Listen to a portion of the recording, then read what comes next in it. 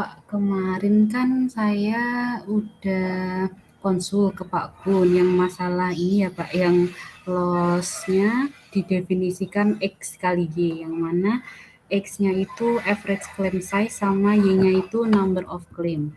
Kan dawuhnya Pak Gun kemarin nggak apa-apa kan ya Pak, langsung dipakai ini kan, gitu. Nah, kemudian saya kan kemarin juga ada beberapa opsi yang pakai eh, asuransi pertanian. Tapi ternyata setelah saya coba itu nggak berhubungan Pak. Jadi nilai korelasinya itu cuma sekitar 20%. Berarti Sehingga saya rendah ya, Dok. Sebetulnya. sehingga saya memutuskan untuk tetap memakai asuransi kendaraan dengan fungsi loss-nya seperti yang di jurnal Hmm. ini tetap Iya, Pak. apa? Nah, kemudian kan karena goals-nya saya cari premi murni kan berarti ekspektasi dari fungsi loss ya Pak. Berarti Hmm. nanti ini kan udah dapat fungsi loss-nya, sehingga nanti kalau cari ekspektasinya kan langsung integral dari L dikali si FL-nya boleh kan ya Pak? Iya, memang gitu kan. Kalau bukan Iya, FL-nya, join-nya XY juga boleh kok. Kan mencari iya. ekspektasi Nah, kan ada dua. Yang penting ekspektasi GXY kan di sini berarti kan L-nya kan karena XY kan. Ya, iya Pak. nanti lihat buku statmatnya berarti dasar teorinya nanti ditaruh ya, yang kayak gini. Iya, iya Anda Pak. tadi bertanya Nah, berarti malah saya jadi ingat bab 2 Anda berarti belum ada ini nanti. iya Itu belum yang Pak. penting ekspektasi itu nggak cuma EX ya. Iya. Ekspektasi itu bisa ekspektasi GX. Bisa ekspektasi kalau lebih dari satu, ekspektasi G dalam kurung X, Mhm. Y. Itu Oh bisa iya. kayak gitu. Nanti dasar Mhm. teorinya tolong ditaruh ya di bab 2-nya ya. Iya. Ini sudah tesis satu belum ya? Udah Pak. Sudah kan? Nah, udah berarti mulai bikin apa di tesisnya taruhlah bab 2-nya. Makanya karena tadi Anda bertanya itu, malah saya jadi ingat kayaknya berarti dasar teorinya belum ada malah nanti. Iya benar belum ada di dasar Belum ada teorinya. ekspektasi ini. Nah, makanya pokoknya setiap kalau lagi kerja kayak gini, kok ada pertanyaan kayak tadi, jangan tanyakan, biasanya malah langsung, oh iya ini bab 2 saya kurang berarti. Nah, gitu loh. Iya. Tapi anehnya, banyak orang pada bikin bab 2 dasar teori, tapi nggak dipakai di bab 3. Dan Oh, sebaliknya, di bab 3 dia melakukan, karena salah satu tanya, dari mana bab 2-nya? Dari teman itu. Kan beda. iya Pak. Itu sering kejadian dia satu lebih sering lagi saya dapat bab 2-nya, wah ini ngapain kamu masukin ini, nggak dibutuhkan.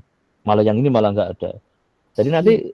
justru setiap Anda lagi mulai membahas ini, misalnya ini mulai mengenalkan ada apa teorema 6 ini, Iya. itu dari mana dapat jadi itu sum itu? Ini pakai mana teorinya itu? Dasar teorinya maksud saya yang dipakai. Iya Pak. Sudah terlalu begitu, nanti tambahkan di bab 2-nya. Kayak ini yang apa? Conditional Fungsi distribution. Juga iya Anda harus taruh di bab bab 2 2. ada kayak Iya, gitu. Ya, iya. nanti silakan biasakan pokoknya nanti jadi Anda yakin, nggak perlu nunggu ketemu saya kan, untuk yakin gitu. Terlalu Iya, lama nanti. Mana jadinya karena dulu saya pernah ada yang gitu. Mau apa? Ini Pak saya bingung. Cuma mau nanyakan kayak gitu. Makanya kenapa sekarang saya disiplinkan dasar teori itu. Karena dasar teori itulah tempat Anda untuk tadi memberi dasar pada saat Anda membahas bab 3 kayak tadi. Oh setelah dapat loss ya, expected loss itu artinya apa? Nah itulah tadi dia. Ya nanti. iya, Oh ya sama buku loss modelnya Anda kan pasti udah punya ya. sudah Pak, sudah Nah itu. itu di loss model sekarang yang edisi yang 5 itu statistiknya Iya. cukup banyak itu. Ini kemarin Oh, yang saya pakai untuk kuliah yang ini. Oh ya, ini mungkin sambil saya beritahukan ini kan semua saya rekam sama kuliah saya yang PTR itu juga saya rekam. Kalau memang itu Anda bisa lihat itu sudah saya publish di YouTube-nya itu karena daripada kan banyak yang nanyakan rekan kan udah mudah lah saya langsung ternyata oleh Google Meet-nya langsung direkam di folder saya kan menuin. iya. Terus setelah saya upload saya hapus itu. Itu lumayan daripada kadang saya juga apa dengar itu oh ya ini apa yang mungkin walaupun nggak saya juduli topik-topik ya cuman judulnya Iya, pemodelan teori resiko itu iya. karena nggak punya waktu mau ngedit di deskripsinya sebenarnya kalau sempat yang ini pas topik apa gitu Nah ini nanti sama seperti jadi bisa untuk kalau lagi baca agak ini bisa, karena kebetulan ada yang lebih ke arah nos. Ya kalau pas di situ ada ya, karena kadang saya juga nggak mesti ingat ngerekam kan.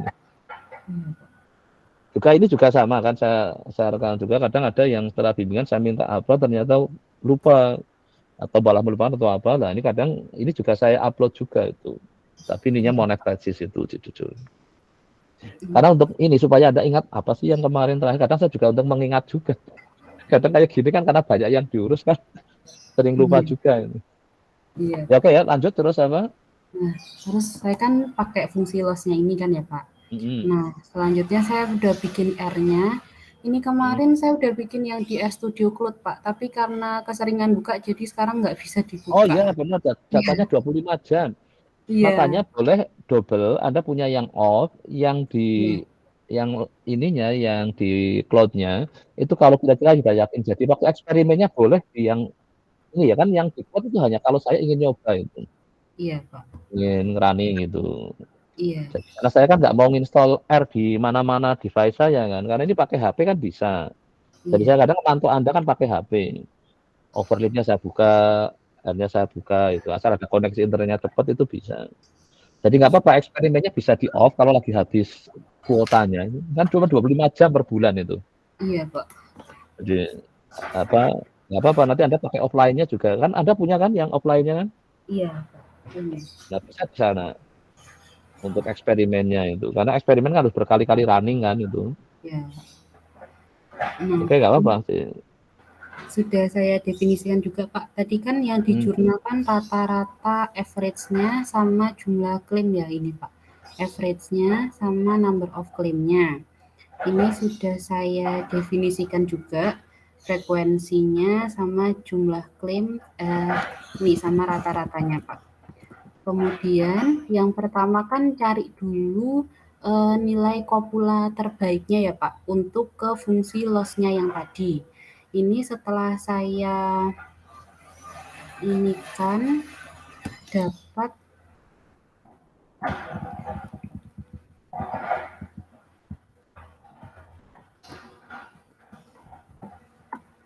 dapat kan kopula terbaik itu nilai AIC terkecil sama korelasi Kendall taunya yang terbesar. Yang saya dapat ini ternyata yang paling bagus itu Clayton, Pak. Nilai korelasi Kendall taunya 0,89, berarti 89%. Sehingga yang nanti yang saya pakai parameternya itu dari parameter yang tetanya itu teta dari Clayton. Nah, langsung kan ke fungsi loss ya, Pak, yang ekspektasi tadi. Ini, Pak.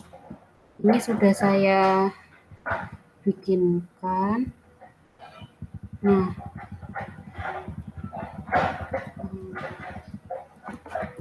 tapi hasil ekspektasinya kayak gini, Pak. Minnya sekitar ini. Variansinya kok 0 ya, Pak. Terus saya coba kalau min dari L biasa, min dari variabel L biasa itu hasilnya sekian, Pak. Nggak sama waktu saya ekspektasikan sama biasa. Saya bingungnya ini, Pak.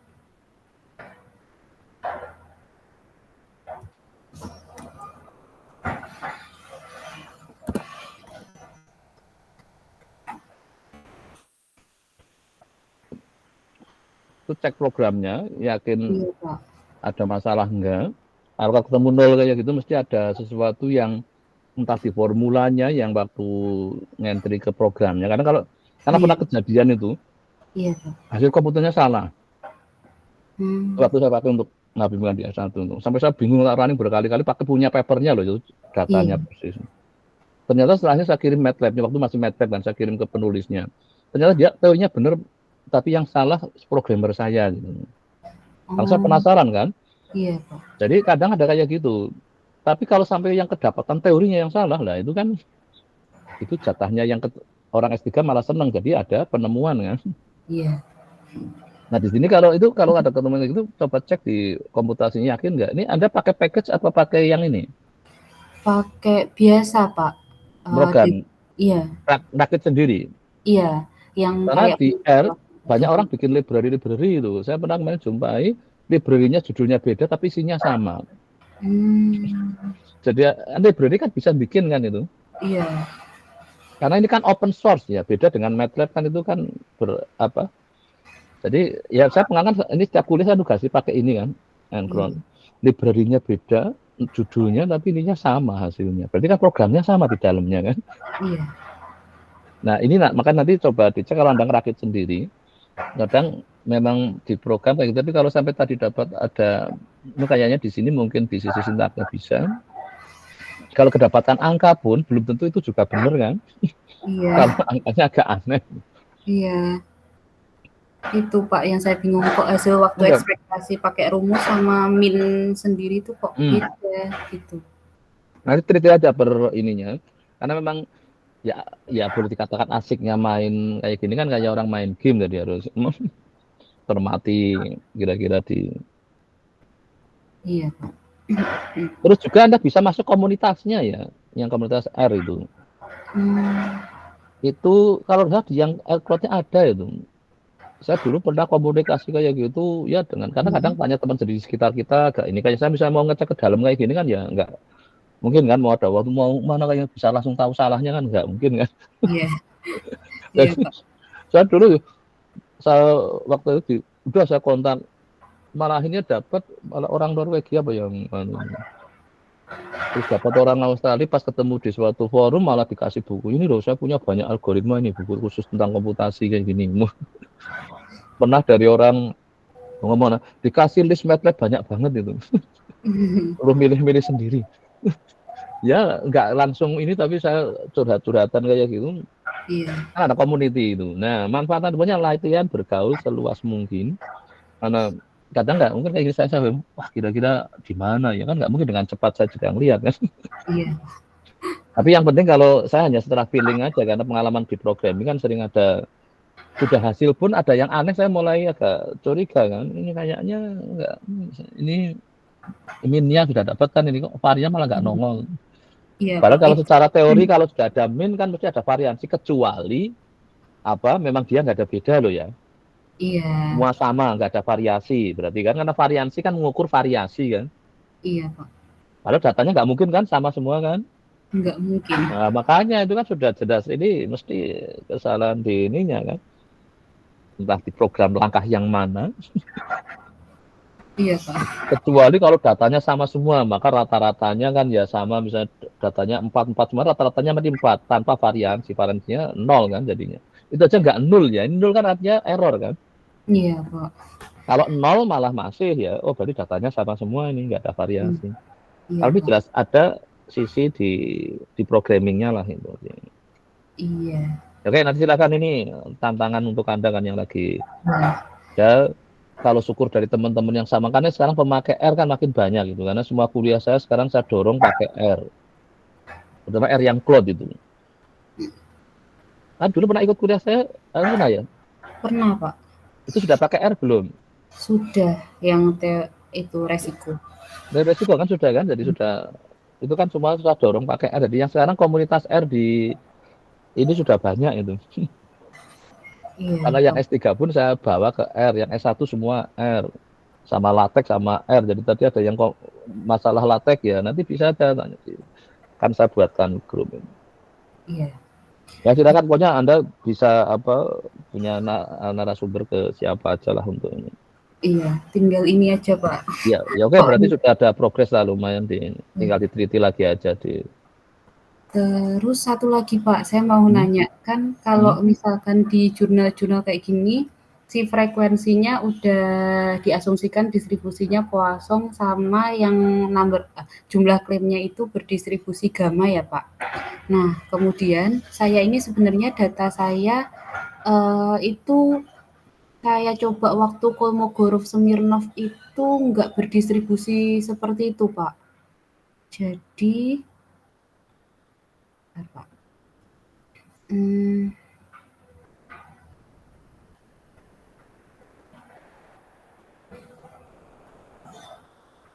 Ini Distribusinya apa menurut tesnya Kolmogorov? Distribusinya belum tahu Pak, ini saya coba satu-satu. Ini nggak distribusi gammanya, p-value-nya ini kecil Pak. kalau yang untuk cepat itu pakai EasyFit. Kan ada Oh, trialnya itu. iya, belum saya Institut coba itu itu, langsung Pak. ngasih ranking 1 sampai banyak itu. Iya, nanti saya coba, Pak. Nanti kemarin bimbingan tesis yang periode kemarin dari 5 itu kan punya publikasi semua itu, malah dapat dari LPDP 15 juta katanya. Oh, Karena dia masuk ke jurnal gitu ya. Karena itu tadi, Pak ini kok jadi ya udah malah kebenaran itu kamu ganti aja kan nggak apa-apa kan, sesuai iya, distribusi yang dimaui ini kan. iya, Aku kan beda kan. iya, Pak. Nah, di sini saya minta terus juga jadi akhirnya ganti itu kan Mhm, ada kan pakai di iya. kan ada kan itu masukin terus programnya kan tinggal ganti begitu. Oh, iya, ntar saya Bisa coba. nanti. Malah kalau Anda kebetulan kepingin sampai publikasi, ya itu bisa malah jadinya. Iya. Dari paper ini, seakan data ini ternyata distribusinya tidak kosong, misalnya harus ganti apa, gitu. Oh, iya, Malah Pak. itu kesempatan. Ini kalau sampai ingin publikasi. Iya. Jadi Nanti mungkin saya kalau nggak ada cari paper yang kebetulan sudah bahas itu bisa. Kalau sudah ada mmm, beruntung lah itu berarti tinggal pakai. iya, Kalau nggak ya terpaksa nambah teori sendiri kan nggak apa-apa. iya. Dan ganti. Ini cuma ada yang kayak gini, Pak. Misal nggak diketahui distribusinya, transformasinya kayak gini. Cuma gitu aja, Pak. Tapi nanti saya coba ke EasyFit dulu. Kalau misalkan itu cocok ke suatu distribusi, saya ganti. Ya VVR. nggak usah yang ranking satunya misalnya Hmm, gitu. Kalau ranking satunya sulit ya cari ranking yang keduanya atau ketiganya kan lumayan. Gitu. iya, Kan di Pak. sini ngasih ranking kan itu. Iya, iya, iya, Pak. Yang mana yang paling cocok? Ya karena kalau pakai R kan harus satu-satu. Anda harus ngincer-ngincer distribusi apa kan. Iya. Nah kemarin malah ada yang harus terpaksa creating new distribution pakai yang mixture itu. Yang di Hmm, cross model kan ada kan mixture itu. Ya tapi iya. anak kalau Itu apa susah, Pak, mahasiswa itu. S3 nggak apa-apa. Kalau S2 ya kasihan saya bilang lama. Yang S3 aja lama jadinya. Iya, itu Kan harus soalnya create, susah. oh teorinya jadi banyak berubah. Tapi kalau bagi S3 kan kebetulan. Yang Iya, dicari kan memang itu. iya. Kalau S2 yang penting bisa mengkomparasi kalau tadi dipaksakan pakai kuasong. Hasilnya mungkin lebih jelek. Kalau pakai ini Mhm, lebih baik. Kan cuma kayak gitu kalau S2 kan. iya. Iya, baik. Ya Nanti malah ini silakan nanti dicoba ya. Ya nggak harus EasyFit. ranking 1 lah di isi fitnya. Iya, Kalau memang sulit nanti yang kira-kira ya nggak terlalu sulit lah. Wong ini kan S2 jadi saya nggak nuntut terlalu ini. iya. Ya kayak Selesai dulu yang bab 2 ya, Pak, saya tambahin yang ya, ekspektasi tadi. ya dasar teori ya tolong tambah-tambahkan ya. Iya, Pak. Ya, setiap Anda butuh statmat, ambil buku statmat ya. Karena Anda sudah punya buku statmat kan itu dari kuliah statmat kan. Iya, sudah, Pak. Oke, silakan ditambahkan di dasar teori. Iya. Ya, terima kasih, Pak. Oke, udah cukup ya Almira ya. Berikutnya tadi siapa ya?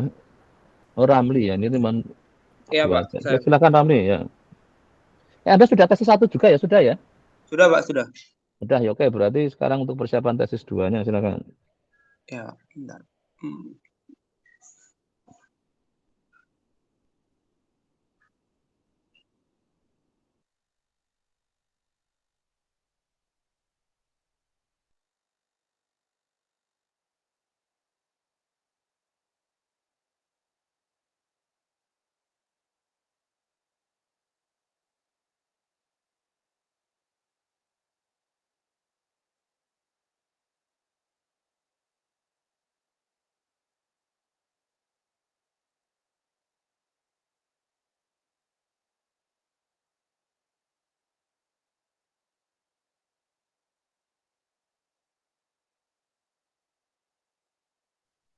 Ini Pak, saya sudah buat PowerPoint-nya buat ini Oke, tesis 2 ini. silakan ditampilkan kira-kira usahakan 10 menit ya karena ini latihan kan. Kalau ujian boleh sampai 20 menit. Oh, ya. Ini jam berapa ini coba 10 menit selesai ya. Syukur di bawahnya lah. Yang penting garis besarnya dulu. Oh, ya. Silakan. Selamat pagi. Di sini saya akan mempresentasikan hasil tesis 2 saya dengan judul analisis vector error correction model dalam hubungan pertumbuhan ekonomi dan industri pariwisata di Bali. Di sini saya menggunakan model vector error correction model, di mana yang merupakan turunan dari model VAR, yaitu salah satu metode dari runtun waktu multivariat.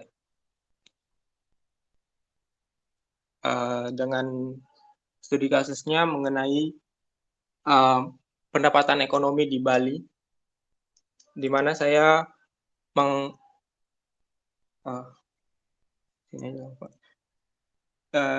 rumusan masalah yang ada di penelitian ini. Yang pertama yaitu bagaimana prosedur vector error correction model, yang kedua bagaimana model VCM, jumlah kunjungan wisatawan mancanegara, jumlah kunjungan wisatawan Nusantara, pendapatan industri pariwisata dan pertumbuhan ekonomi di Provinsi Bali. Yang ketiga, berapa prediksi jumlah kunjungan wisatawan mancanegara, jumlah kunjungan wisatawan Nusantara, pendapatan industri pariwisata di Bali, dan pertumbuhan ekonomi di Bali.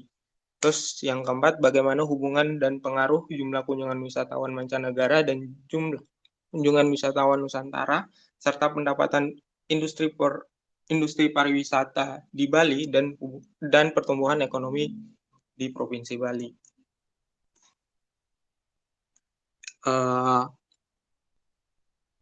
Beberapa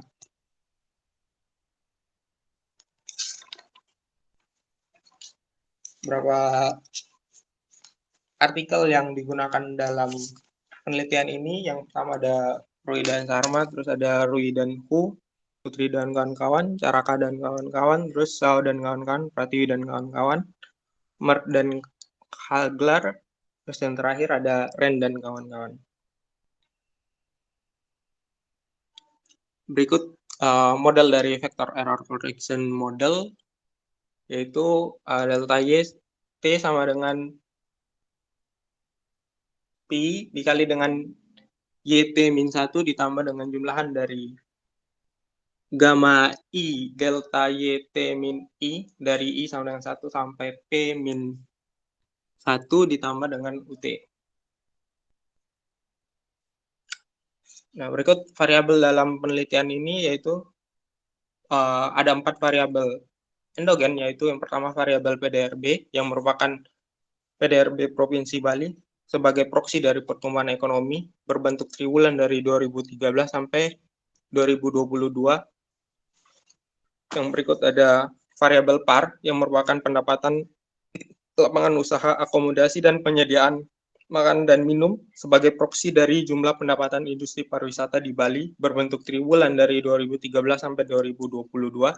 Yang ketiga ada variabel NUS yang dimana merupakan jumlah kunjungan wisatawan Nusantara ke Bali berbentuk bulanan dari 2013 sampai 2022. Yang terakhir ada variabel MAN yang merupakan jumlah kunjungan wisatawan mancanegara ke Bali berbentuk bulanan dari 2013 sampai 2022. Nah, karena ada 2 variabel yang merupakan variabel triwulan dan 2 variabel lainnya merupakan variabel bulan, di sini saya mengubah data dari triwulan menjadi bulanan dengan menggunakan disagregasi data sementara. Nah, variabel pada lampiran 1 kemudian saya ubah menjadi variabel bulanan pada lampiran 2. Yang berikut variabel bulanan pada lampiran 2 saya plotting menjadi grafik yang ditampilkan. Terlihat pada grafik PDRB terdapat tren yang menanjak. Terus pada variabel PAR juga terdapat tren dari 2013 sampai akhir 2021. Berikut juga variabel MAN terdapat tren dari 2013 sampai akhir 2021. Yang terakhir juga ada variabel NUS, demikian juga terlihat ada sedikit tren di sana dari 2013 sampai akhir 2021. Nah, berikut data variabel PDRB, PAR, dan MAN dan NUS, kemudian dicek kestasionerannya dengan uji hipotesisnya H0 data tidak stasioner, H1 data stasioner. Nah, pada data awal, variabel PDRB dengan nilai 0,5187 itu lebih besar dari nilai kritisnya 0,05, sehingga tidak dapat menolak H0 sehingga data tidak stasioner. Begitu pula untuk variabel par, nus, dan man itu semuanya lebih besar dari 0,05 sehingga pada level data tidak stasioner. Kemudian saya transformasi dengan menggunakan first difference. Pada first difference terlihat nilainya sudah 0,01 untuk variabel PDRB, par, nus, dan man, sehingga di mana nilainya lebih kecil dari nilai kritis, sehingga hasilnya menolak H0, sehingga data sudah stasioner pada first difference.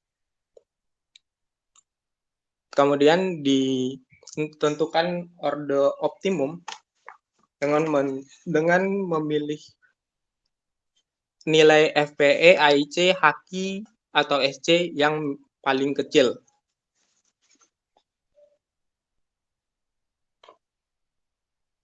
Terlihat untuk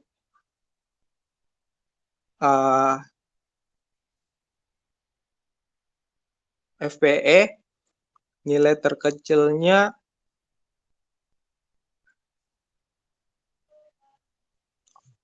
pada log 10 untuk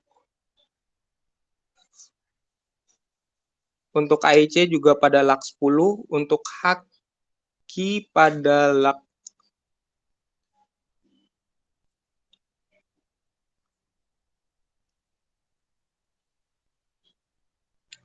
untuk HQ pada log 4 dan untuk SC pada log 2.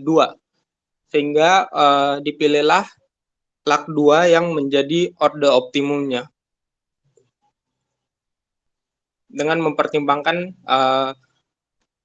log yang terlalu panjang akan mengambil sampel yang terlalu besar sehingga akan banyak kerugian di situ. Yang berikut untuk uji kointegrasi. Uji kointegrasi di sini untuk menentukan rank kointegrasi dan melihat apakah ada hubungan jangka panjang antara variabel.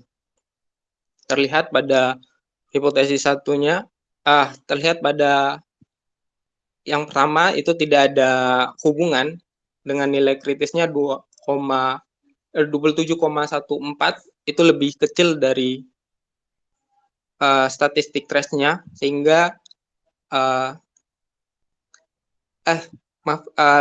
pada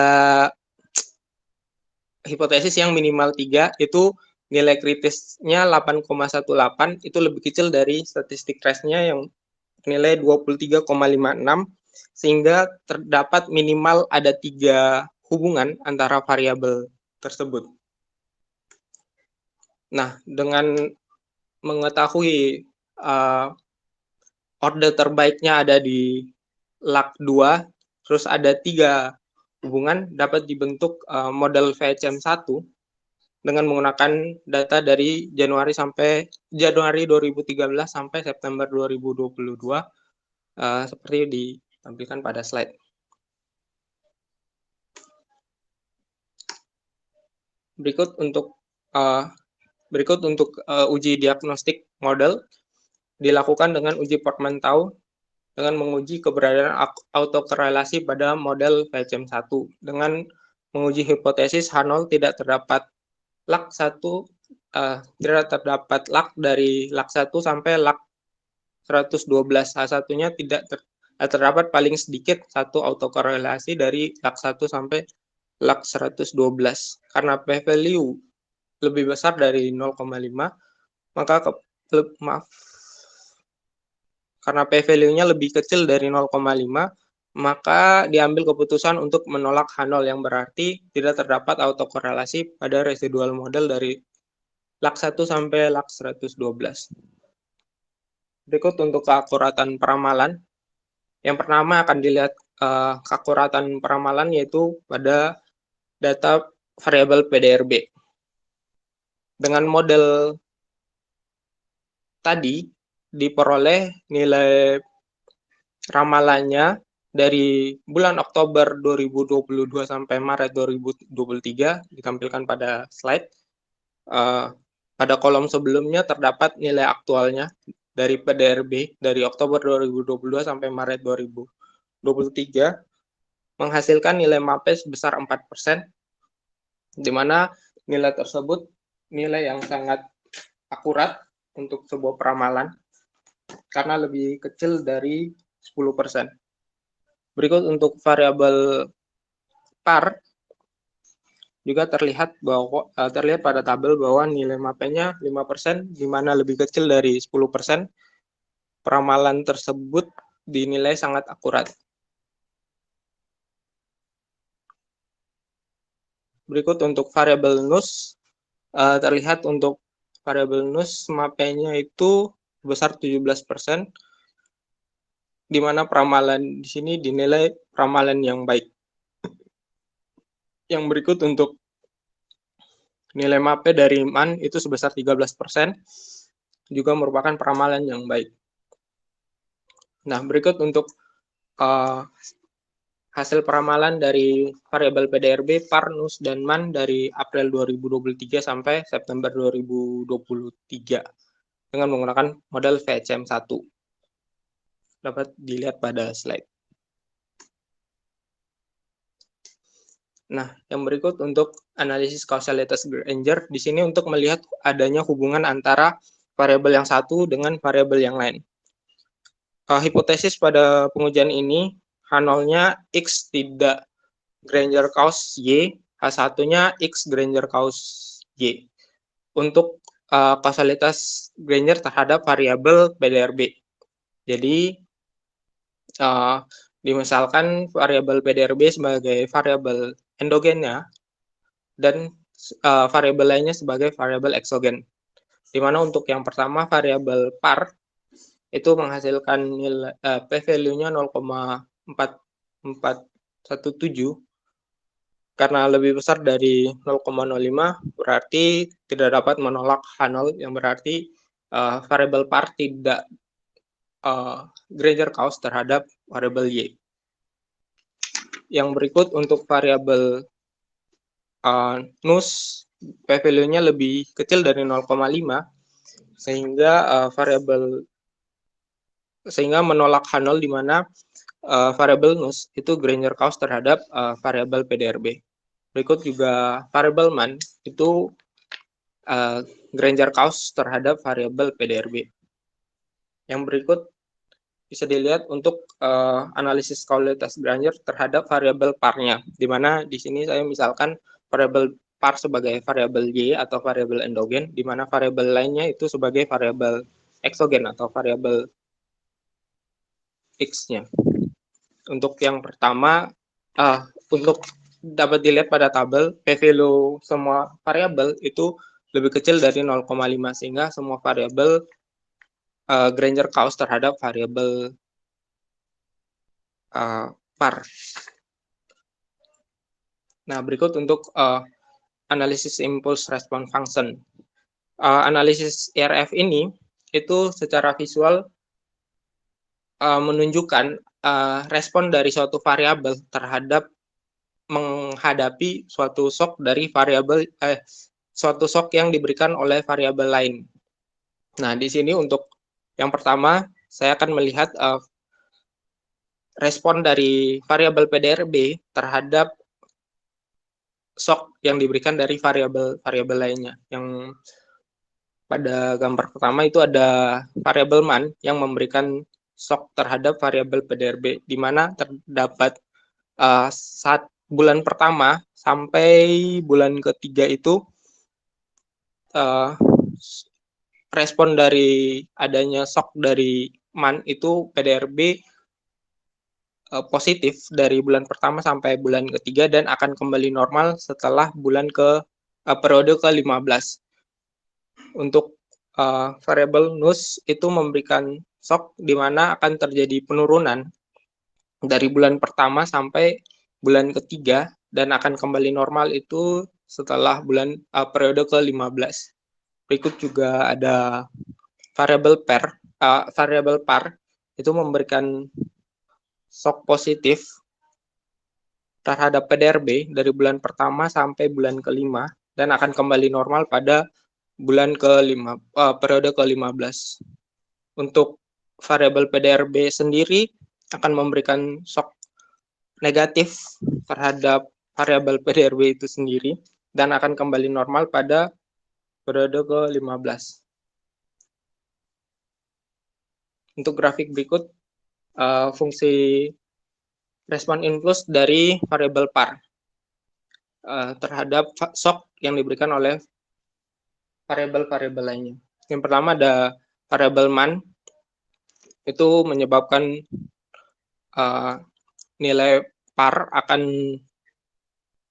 menaik dari bulan pertama sampai bulan ketiga dan akan kembali normal setelah bulan ke-10. Sedangkan untuk variabel NUS itu akan terjadi penurunan dari bulan pertama sampai bulan ke-3 dan akan kembali normal setelah bulan ke-10. Berikut juga ada variabel PAR yang mendapat pengaruh positif dari bulan pertama sampai bulan ke-4 dan akan kembali normal setelah bulan ke-10. Sedangkan untuk PDRB itu akan terkena dampak yang positif dari bulan pertama, bulan kedua, dan akan negatif setelah bulan kedua sampai bulan ke-5 dan akan kembali normal pada bulan ke-10. Yang terakhir ada dekomposisi ragam. Itu melihat kontribusi dari setiap variabel dalam peramalan variabel lainnya selama beberapa periode ke depan. Di sini yang pertama untuk variabel PDRB itu untuk melihat seberapa besar pengaruh dari variabel lainnya. Pada kolom pertama bisa dilihat variabel PDRB sendiri itu pada baris pertamanya, pada periode pertamanya PDRB 100%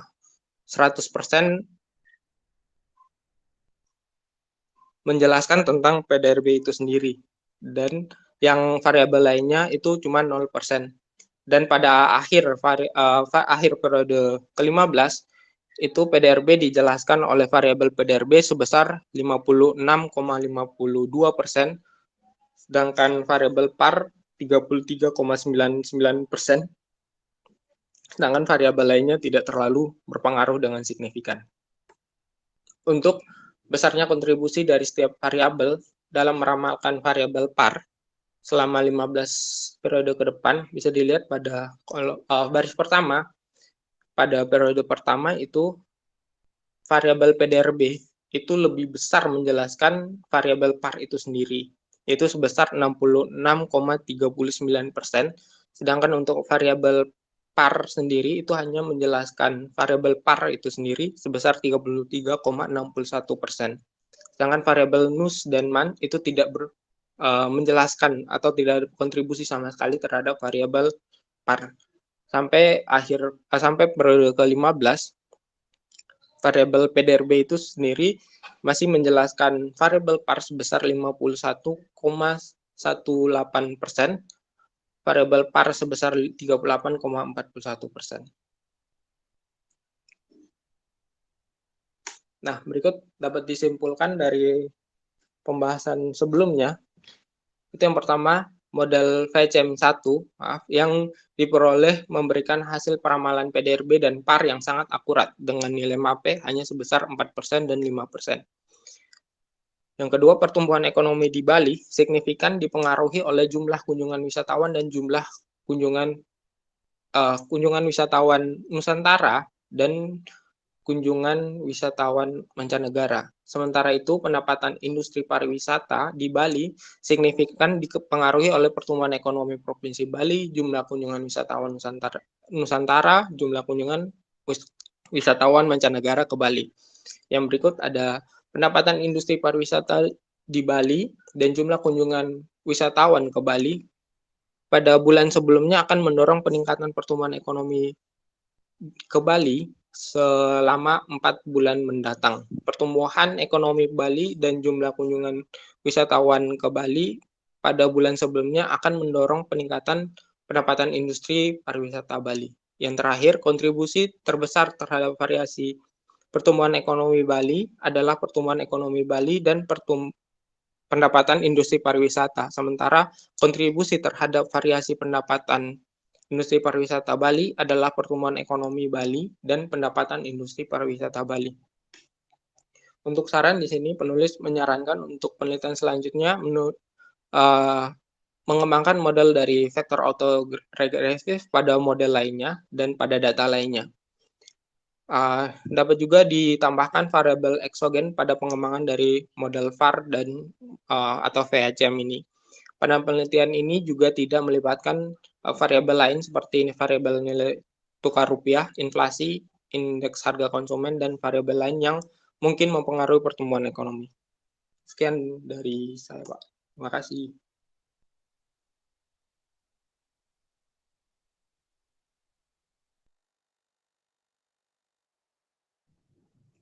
Oke, yang pertama itu terkait kenapa Anda pakai VHM ya, tadi dimulainya kayaknya di aspek teorinya kurang jelaskan itu tuh. Coba ke judul terus mulai awal.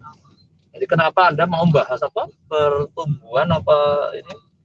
Kenapa harus pakai metode VHM? Itu lihat di judulnya. Ini Pak, karena jadi lah, Anda kan judulnya analisis vektor error correction. Ya. Model. Berarti kan Ya, Anda kayak menganalisis si modelnya. Padahal Anda sebenarnya menggunakan atau menganalisis. Yang dianalisis itu pertumbuhannya, hubungan pertumbuhannya apa?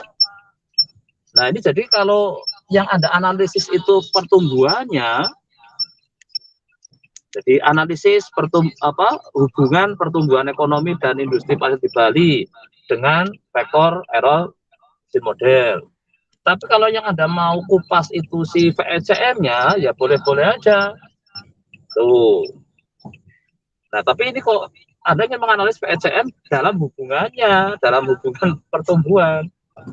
Ya, judulnya ini nanti saya kira menurut kalau saya melihat dari sisi ininya, mungkin bisa penggunaan vektor ini untuk menganalisis hubungan. Nah, itu malah. Ya, maunya begitu maksudnya, Pak. Nah, ya udah berarti Anda model vektor error correlation ini ya, untuk menganalisis hubungan pertumbuhan. Nah, gitu. Oh, baik, Pak. Jadi vektor error correction komparasi metode ya, itu bisa. Kelemahannya apa sih? Kayaknya Anda ke situ kayaknya tadi. Iya, Pak. Ya, saya lebih ke modelnya, ya. Model vektor ya mungkin bahasa Indonesia, bahasa enggak.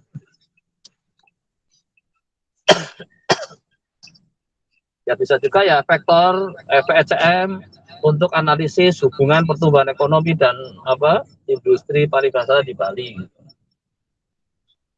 Mungkin kalau bahasa Inggrisnya nggak bisa di Indonesia kan ya itu. Ada bahasa Indonesianya nggak itu? Ya. Ada bahasa Indonesianya nggak? VECM bahasa Indonesianya apa? Bentar, Pak. Bahasa Indonesianya ya kalau susah ya sudah VECM gitu. Oh ya. Kalau enggak model VEC, tapi kan jadi enggak umum kan, karena umumnya VECM gitu. Iya. Ya udah VECM untuk analisis hubungan pertumbuhan VECM ekonomi dan pariwisata. VECM dalam hubungan ya, Pak? VECM untuk analisis hubungan. Jadi yang dianalisis memang hubungannya aja, tapi alat untuk analisisnya pakai VECM gitu. Oh ya, baik, Pak. Nah, nanti pada saat di latar belakang Anda mulai presentasi, kenapa sih perlu VECM? Memangnya harus itu. Oh, baik, Pak. Ada bercerita di faktor yang lain. Ada call.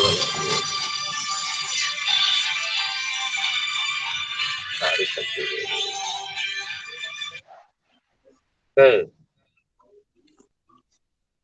Jadi itu ya, jadi ada cerita, sebenarnya ini bisa nggak dianalisis tanpa VECM? Bisa nggak? Kalau dalam kasus ini kan ada beberapa metode nih. Yang saya pelajari itu pertama kalau memang datanya sudah stasioner sejak awal itu bisa dipakai VAR. Tapi karena datanya tidak stasioner dan ada kointegrasinya, maka wajib menggunakan PHCM, Pak. Nah, nanti di ininya di depannya lagi ada nggak yang nggak Ada, harus Pak. pakai Saya apa? sebenarnya jelaskan, Pak. Ada penjelasannya. Tapi kan tadi saya mencoba buat lebih cepat, jadi saya skip yang Nah, penjelasan ini itu. cara memilih mana yang penting itu ya harus hati-hati.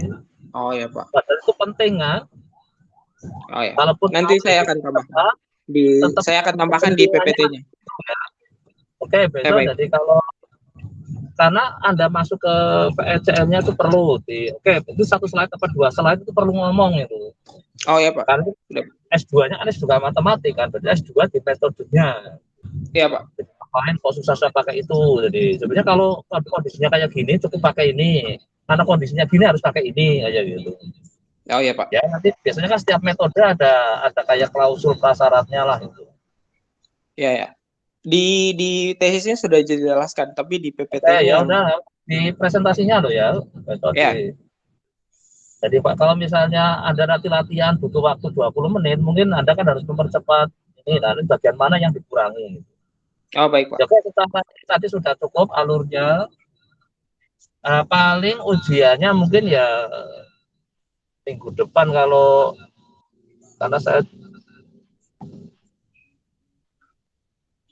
karena ini kan sudah hari apa Selasa ya. Ya oke lah, ajukan nanti ada ini. Kirim berkasnya lewat PDF, lewat WA aja nggak apa-apa. Oh, baik, Pak. Mungkin saya tanda tangannya nanti ini sudah saya lagi ada acara.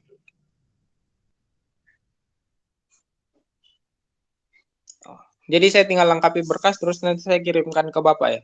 Iya, yang harus saya tanda tangan itu loh, mesti kan ada nanti apa-apalah itu dokumennya, nanti kirim dalam bentuk PDF ya lewat WA nggak apa-apa. Oh, siap, Pak. Baik, Pak.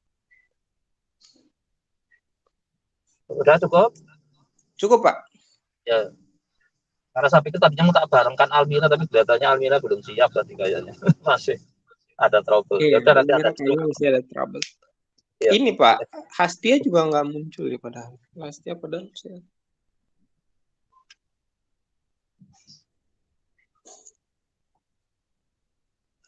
Ya udah. Iya, Pak. Sudah cukup ya saya kira ya. Cukup, Pak. Jadi saya tinggal lengkapi berkas nanti saya kirim ya, Pak. Terima kasih, Pak. Ya. Oke, makasih ya. Cukup.